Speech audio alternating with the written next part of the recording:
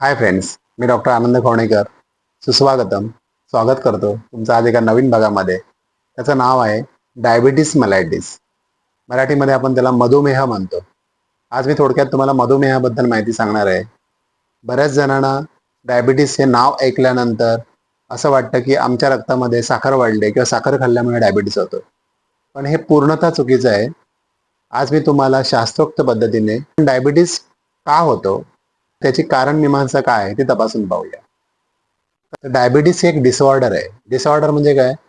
तर तुम्ही एक नियमाचं उल्लंघन केलंय, एक ऑर्डर तुमच्या शरीराला पाळली नाहीये, तर त्यामुळे त्या आजाराने तुमच्या शरीरामध्ये प्रवेश केलाय. आपल्या शरीरामधील स्वादुपिंडामध्ये इन्सुलिन नावाचा एक घटक असतो. हा इन्सुलिन आपल्या शरीरातील साखरेवर नियंत्रण ठेवत असतो. आपल्या शरीरामध्ये साखरेवर नियंत्रण ठेवणारा एक सुपरवायझर असतो. आता हे इन्सुलिन आपल्या स्वादुपिंडामध्ये स्त्रवतं म्हणजे पाझरतं, हे पहिल्यांदा कोणी शोधून काढलं? तर लँगरहॅन म्हणून एक सायंटिस्ट होता, त्याने हे शोधून काढलं. स्वादुपिंडाच्या ज्या बेटा सेल्स मधून हे इन्सुलिन सिक्रेट होते त्याला बेटा सेल्स ऑफ द लँगरहॅन्स असं म्हणतात. तर आपल्या शरीरामध्ये आपल्याला शर्करा म्हणजे थोडक्यात शुगर त्याची गरज असते. कशासाठी असते? तर शरीरामध्ये एनर्जी प्रोड्यूस करण्यासाठी, ऊर्जा निर्माण करण्यासाठी. म्हणजे थोडक्यात हे एनर्जी प्रदान करण्याचं काम हे इन्सुलिन मार्फत होत असतं. ज्या वेळेला तुमच्या शरीरातील ह्या इन्सुलिनचे कार्य बिघडतं, त्यावेळेला ही रक्तातील साखर इस्तव्यस्त सगळीकडे पसरायला लागते.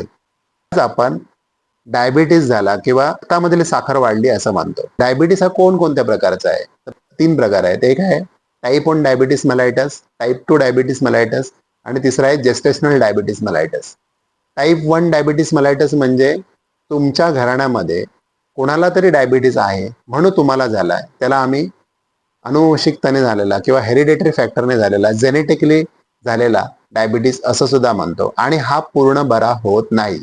कोणी किती दावे केले, कोणी किती तुम्हाला सांगितलं की टाइप 1 डायबिटीस मी तुम्हाला बरा करून देतो, तर ते धादांत खोटं बोलतायत असंच समजायचं. दुसरा प्रकार असतो टाइप 2 डायबिटीस मेलाइटस.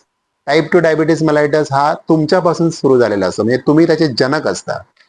आणि तिसरा असतो gestational diabetes mellitus. Gestational diabetes mellitus हा आईच्या गर्भात असताना अर्भकाला होतो, बालकाला होतो, त्याला जेस्टेशनल डायबिटीस मेलाइटस बोलतात. तर हे 3 प्रकार प्रामुख्याने डायबिटीसचे आपल्याकडे आढळतात आणि त्यामध्ये टाइप 1 आणि जेस्टेशनल हे खूप घातक असतात. आज आपण कारणे जाणून घेऊया की ही डायबिटीस कशामुळे होतं. पहिला आहे हेरिडेटरी फॅक्टर. सेकंड आहे तुमचं लाईफस्टाईल मॉडिफिकेशन. तुमची हेक्टिक लाईफस्टाईल आहे, त्यामुळे तुम्ही सतत कंटिन्युअसली मानसिक ताणतणावाखाली आहात. तुम्ही वेळच्या वेळी जेवण घेत नाहीये किंवा जेवणामध्ये जे न्यूट्रिशनल व्हॅल्यू तुम्हाला मिळायला पाहिजे ते प्रॉपर मिळत नाहीये. त्याच्या बदल्यामध्ये तुम्ही जे खाताय त्याच्यामध्ये जंक फूडचा मारा अति होतोय. ऑइली, स्पायसी, इन्स्टंट फूड तुम्ही सतत सेवन करताय. कोल्ड ड्रिंक्स, पिझ्झा, बर्गर, त्यामुळे तुमच्या शरीरामधील मेटाबॉलिझम हॅम्पर होऊन तुम्हाला डायबिटीसचा धोका वाढतो. तिसरी सगळ्यात महत्त्वाची गोष्ट आहे व्यायामाचा अभाव. सतत बैठं काम करत असाल आणि तुम्ही व्यायाम करत नसाल, तर अशा व्यक्तींना डायबिटीस बरोबर हृदयविकाराचा धोका सुद्धा वाढतो. डायबिटीस आणि हृदयविकार हे दोन्ही हातात हात घालून चालतायत आणि जवळजवळ 100 डायबिटीस पेशंट जर आपण सर्वे केला तर त्यापैकी 50% लोकांना हा हृदयाचा त्रास असतो. याचं कारण म्हणजे अपुरी झोप, सतत तणावाखाली जगणं, लाईफस्टाईल मॉडिफिकेशन, जंक फूडचा अतिवापर आणि ग्रीड. ग्रीड तुम्हाला डायबिटीसच्या उंबरठ्यावर नेऊन सोडते. आता ही ग्रीड कुठली आहे? सतत हव्यास. मला हे पाहिजे, मला ते पाहिजे, मी त्याच्यापेक्षा पुढे जायला पाहिजे.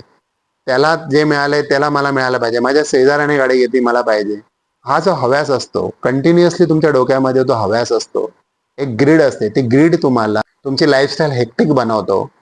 तुमच्या शरीराला विश्रांती घ्यायला देत नाही. तुमच्या शरीराला मानसिक, शारीरिक पुरेशी विश्रांती मिळत नाही आणि तुमच्या शरीराचं तुलन बिघडून तुम्हाला डायबिटीस होण्याचा धोका इतरांपेक्षा जास्त वाढतो. तर ही काही आहेत डायबिटीसची प्रमुख कारणं. बऱ्याच लोकांना वाटतं की साखर खाल्ल्यामुळे डायबिटीस होतो. तर साखर खाल्ल्यामुळे डायबिटीस होत नाही.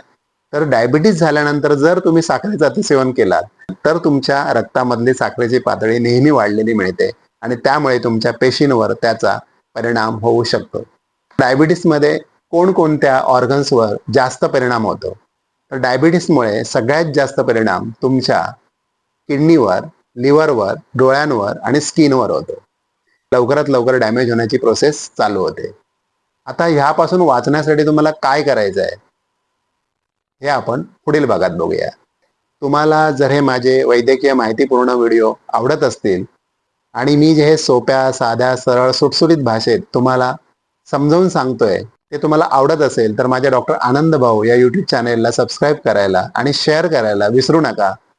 तोपर्यंत स्वस्थ राहा, प्रसन्न राहा, निरोगी राहा आणि डॉक्टर आनंद सोबत आनंदी राहा. भेटूया पुढील भागामध्ये.